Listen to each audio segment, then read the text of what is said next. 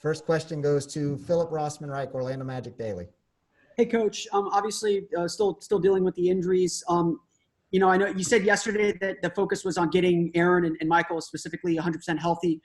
Even with Evan, is this a situation where if you guys needed the game to clinch a playoff spot, would they be able to play at all, or is it simply just about rest right now? None of the three of them could play today. We'll see by Brooklyn, but the three of them, none of them would be able to play today. Thank you, Coach. Josh Robbins, The Athletic. Yeah, Steve, what is Evan's symptoms or illness? We know it's a non-COVID issue. Yeah, he's sick. It's just an illness, and hopefully he'll be better tomorrow. Roy Perry, Orlando Sentinel. Hey, Steve. Obviously, we you went with the 9-man rotation on Sunday. On Friday. Can't keep track of my days. Is tonight a case where you're going to maybe take those minutes you would give to a 9th player, go with an 8-man rotation, and just give guys more time on the floor? And who do you plan to start today? No, I'm planning on playing 9 guys, and we may get to 10 or 11 even. We're going to start. Wes will start at the 2, so it'll be DJ, Wes, James at the 3, Gary at the 4, and Pooch at the 5. Back to Josh Robbins. Steve, I was looking at the standings, and your team's record against 500 or above teams this year is 5-29.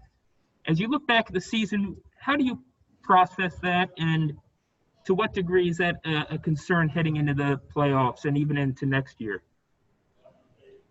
Well, sometimes, no, it's definitely a concern. Last year we actually, against the top teams in the East, we played well.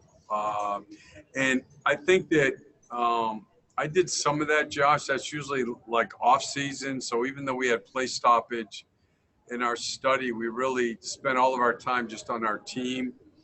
And some of the factors in that also, though, are back-to-backs, injuries, times when you play people and like that. So before I look into all that, I wouldn't say for sure, but it's a concern. And one of the things, frankly, is the East.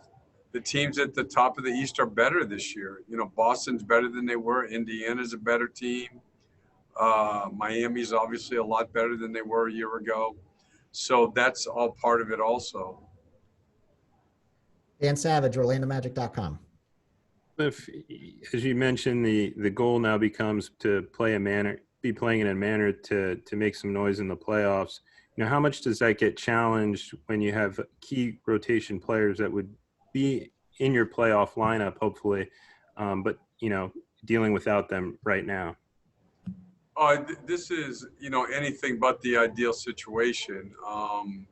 If you look at, say, after game 2, and you projected what we'd be able to become by the start of a playoff series, 4 of our top 8 players won't play tonight, and obviously J.I. won't be back for the playoffs. But in this league, because the players are so good and because their experience and the age and how much basketball they played, you can get better in different ways. And it can be done by just, walking through, by preparation, by what you do with film work. And I feel like our guys are good with that. What we have to do is concentrate on what you can do to help the guys that are healthy get ready. So you have productive days. I love the way our guys practiced yesterday.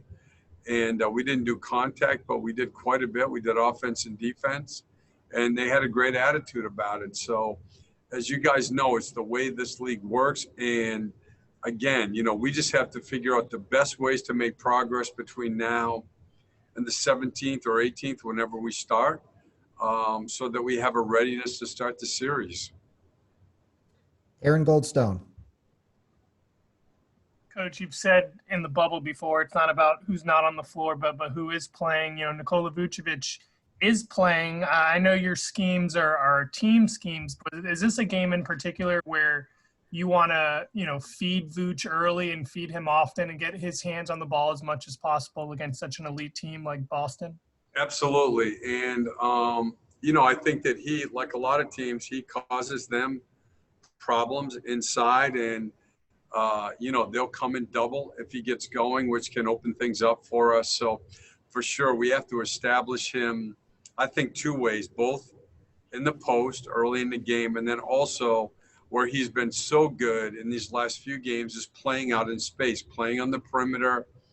He's been flaring more. And you can see he drives the ball. I mean, he can drive the ball and make plays off the dribble. For a guy that plays any position, he's very good at it, and it's good for our team. Josh Robbins. Steve, before your game against Toronto, Nick Nurse hypothesized that maybe some of the noises that are piped into the arena, even in this circumstance, might mimic what a home court advantage would be like in the playoffs. He wasn't certain about that. He just said it's a possibility. Is there any chance that these noises would replicate anything close to a home court advantage? I mean, it doesn't hurt. I don't know how you would measure that, but I think the NBA's done everything that they can to try to create environment for the players that are so used to playing with whatever 16, 17,000 people in the stands. It's not going to be, you're not going to have a home court advantage, in my opinion, but I think the league, what they've done with the whole setup has been incredible. Any other questions for Coach Clifford?